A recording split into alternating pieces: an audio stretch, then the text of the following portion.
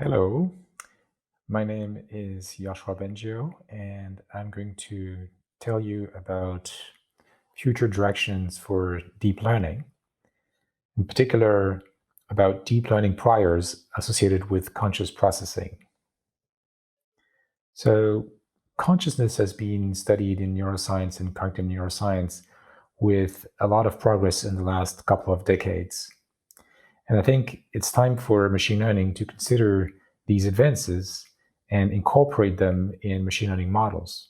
This can also be helpful for consciousness research by helping to formalize and test specific hypothesized functionalities of consciousness, help to get some of the magic out of consciousness, understand the evolutionary advantage of consciousness, the computational and statistical advantage. For example, I'll tell you about systematic generalization. And of course, provide these same advantages that we believe humans have to learning agents as well. So to understand this, let me talk about two kinds of systems that Daniel Kahneman described very clearly in his book, Thinking Fast and Slow. The System 1 tasks and System 2 tasks. So System 1 tasks, imagine you're driving in a known path, and you don't actually have to give all your attention to the driving. Somebody can talk to you and you can respond. System 2 tasks require your full attention, your full conscious attention. And if you're driving in a new place that requires you to think, to plan, you don't want someone to talk to you at the same time. System 1 tasks involve intuitive knowledge. They can be executed quickly and unconsciously. They happen in one step in parallel in your brain. Usually they are hard to explain verbally, and they can be executed in a habitual way. They regard implicit knowledge, and this is where current deep learning is good. What we want to do is to extend deep learning to also handle System 2 tasks, which are executed slowly, sequentially, in a conscious way, can be described verbally. For example, everything algorithmic involving reasoning or planning and explicit knowledge. One interesting property of System 2 tasks and conscious processing in general is that they allow to manipulate high-level semantic concepts, which can then be recombined combinatorially in novel situations. So there's a connection to out-of-distribution generalization, like in my driving example. So first of all, it's considered that the knowledge that we have in our brain about the world can be more or less separated into two kinds, the implicit knowledge and the verbalizable knowledge. And my main message is that the verbalizable knowledge is a special kind of knowledge that satisfies some assumptions that we should try to uncover and describe so we can put them in machine learning architectures and training frameworks. Also, this knowledge is organized around concepts that we can name with language. And so there's a strong connection between that research and building better natural language understanding, for example. So what kind of priors could help extend deep learning to incorporate the kind of structure that exists for these high-level concepts and System 2 tasks? So one of the first priors that I'll talk about in my presentation is regarding the structure of the joint distribution between those high-level, let's call them semantic variables. The joint distribution can be described by a graphical model, in particular a factor graph, which is sparse, meaning that the pieces of knowledge each involve very few variables. In addition, those variables often have something to do with causality. They're about agents, they're about intentions or actions, and they're about controllable objects. Another hypothesis that I almost already gave you earlier is that there's a simple relationship between those high-level variables and words or phrases And so there's a simple relationship between conscious thoughts and words and sentences in general. We can express our conscious thoughts. One assumption that I won't have time to talk a lot about, but is very clear, for example, in programming or in logical thinking, is that those pieces of knowledge can be reused. Think of them as rules that can be applied across many instances, which you can think of as like arguments of functions. And because of this system 2 computation can deal with variables and indirection. Another very important point about that type of data in variables is how it changes over time, how the distribution changes over time. And I'm going to tell you later about those distributional changes, which we're going to assume are due to causal interventions. And because of this, they involve a local change in the structure of the joint distribution. Maybe just one variable has changed or one conditional has changed. And that only works because those variables have a causal semantic. So it's connected to this earlier prior that I mentioned. In addition, when there's a change in distribution, most of the rest of the joint distribution doesn't change, as well as the relationship between our observations, sensory data, low-level actions, and the high-level variables. So the only thing that changes when there's an intervention is some property or some values of high-level variables, but not their relationship to low-level perception. Finally, another assumption that I won't have time to talk much about is about how we reason and plan and do credit assignment with respect to these variables. So the assumption here is that credit assignment only involves short causal change at each time we do such a credit assignment.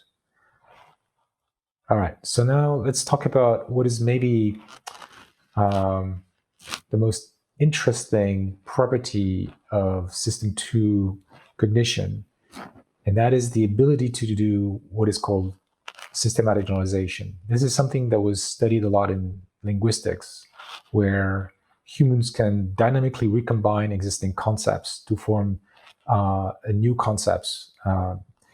It could be verbal, but it could be visual, like in this example from Lake et al., where different types of vehicles are combined to form a new one. What's interesting is that this recombination allows us to explain observations that not only we have never seen, but they have zero probability under our training distribution. Like if I tell you a science fiction scenario, or you're driving in an unknown city where the way to drive is very different.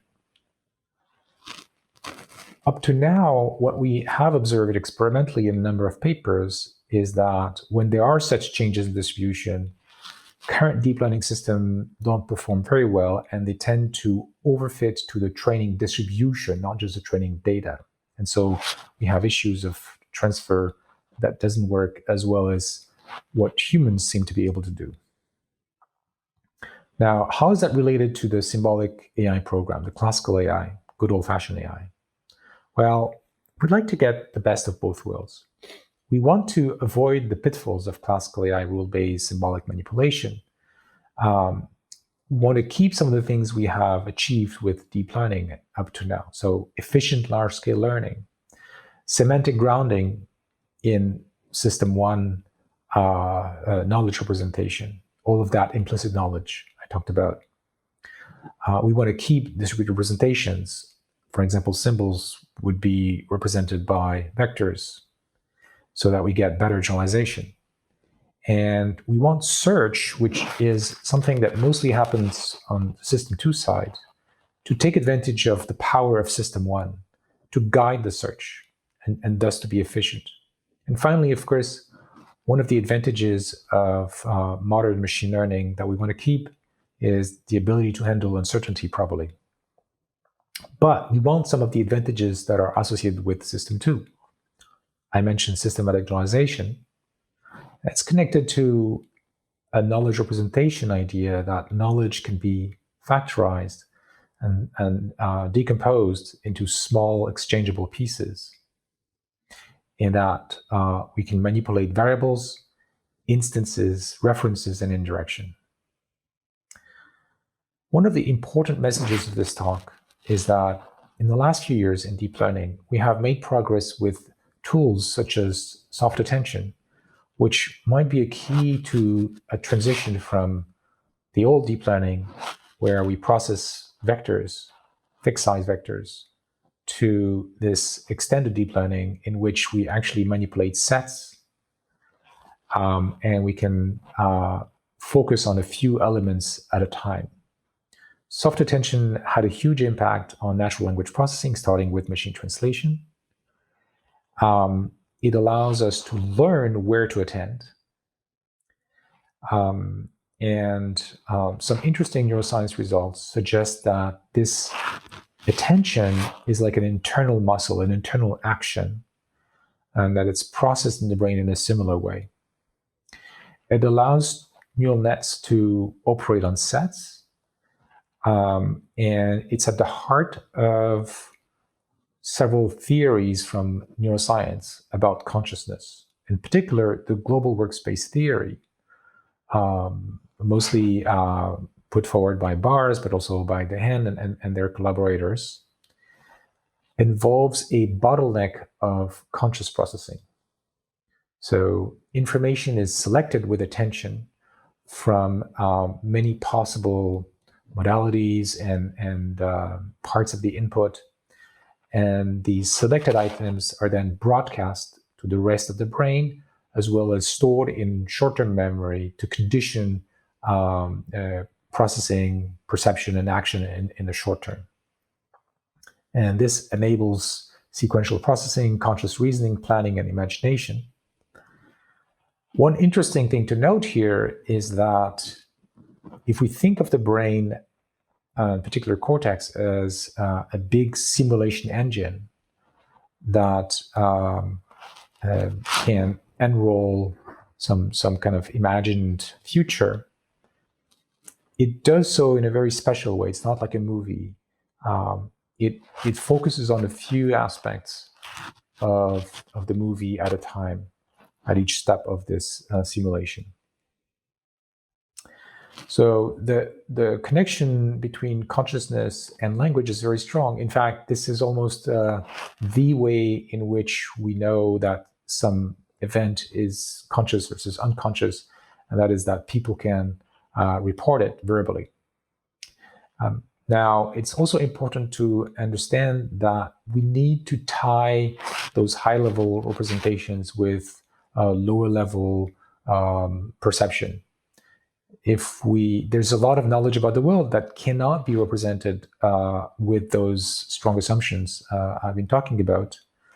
And so in order to understand language, we need to have both kinds of knowledge involved. So this gives rise to research in things like grounded language learning. So let me talk about this very basic prior in my list, which I called in 2017 the consciousness prior.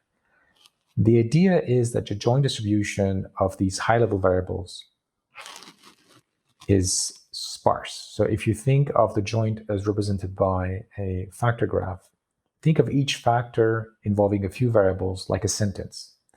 There's an amazing property of high-level knowledge like this, which is that in a single sentence, I can make a probabilistic prediction that is very strong, that has a high probability of being true, in spite of the fact that it involves very few variables. So if I say, if I drop the ball, it would fall on the ground, I can make a very strong prediction, but it involves only a handful of concepts. So now this is different from the common assumptions of marginal independence, where we assume that high-level variables are independent. Instead, we have these dependencies. For example, ball and hand are not independent. And this also connects to the notion of attention I just talked about, because when you want to do inference over such a sparse graph, a reasonable way of doing it is to focus on one or a few factors at a time, just traveling in that graph in order to iteratively change some inferences. Now let's talk about the assumptions regarding how things may change in distribution. This is a very, very important hypothesis that I think provides some of the great power of conscious processing. So the picture you should have in your mind is there's raw data which has a very complex joint distribution, but we're going to represent it with two levels. There's an encoder that maps that raw data to an abstract space, these high-level semantic variables. And what happens when there's a change in distribution, according to this hypothesis, is that in that abstract space, the change is localized. Maybe just one variable, one conditional, or one factor needs to be modified. As a consequence, it becomes much easier to learn how to adapt to the modified distribution. So you can have fast transfer if you represent information in the right way. What causes these changes is that most likely it's because an agent has done something in the world, and agents can only do things in a localized way because of physics. Actions are localized in space and time. So, for example, if I put on my dark glasses, at a high level, it's only one bit that changed. But at the low level, all of the pixels have now a different joint distribution. So the advantage of this is that if we have this good high-level model, we can generalize faster, but we can turn this around and we can use the speed of adaptation as a meta-learning objective in order to learn a good high-level representation. I'll come back to that. So we actually tried this idea in simple settings, first with two variables, A and B, where you learn through changes in distribution that involve an intervention on one of the variables. And we find that the speed of learning is a good clue for whether you have the right hypothesis, the right set of high-level variables, and whether A should be the cause of B or B should be the cause of A.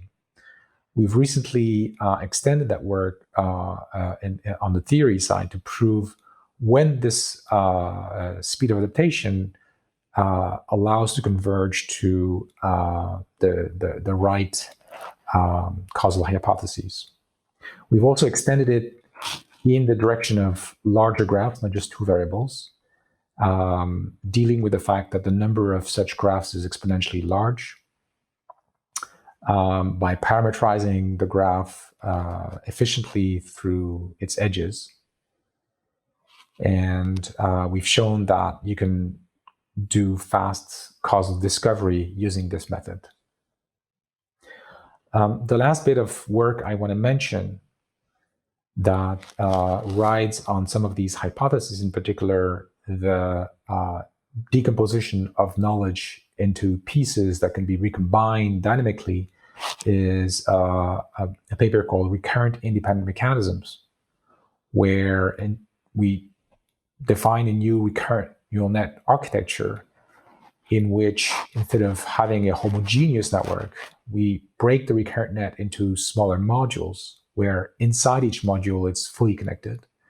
But between modules, there's a attention mechanism, which you can think is where consciousness is focusing, that selects which module is talking to which module, and each module is sending key value pairs, so essentially variables that have a name, a type, as well as a value. And what we find is that this kind of architecture leads to better out-of-distribution generalization. So let me summarize and conclude. In this brief talk, I've tried to sketch a direction of research for deep learning towards capturing not just system 1 knowledge, but also system 2 knowledge. And what I find is that this involves many interesting research aspects, from things like out-of-distribution generalization and systematic generalization, representation of knowledge in a modular way that allows on-the-fly, compositional, dynamic computation. This connects to meta-learning because we can learn the stable part of the knowledge as well as how to, on the fly, combine those pieces together. This relates to cognition and neuroscience, especially of attention, reasoning, and consciousness. And it relates to agency and non-stationarity. The priors can be listed, and I'm sure we'll find more, but maybe the central prior is this idea, well, two central priors that I've tried to highlight is, one, that knowledge can be decomposed into recombinable pieces corresponding to dependencies involving very few variables at a time, and that the way that knowledge changes over time is local, involving interventions that involve only one or a few variables at a time. So this is interesting because it allows an agent to learn faster how to adapt to a change in distribution, or maybe even just to inference in order to discover the reasons why the change happened. It connects to natural language. It connects to the problem of discovering causal dependencies. It connects to the question of how meaning in natural language should be associated with both the system 1 knowledge that relates perception to those high-level variables, and how these high-level variables interact with each other in this very structured way. Thank you very much.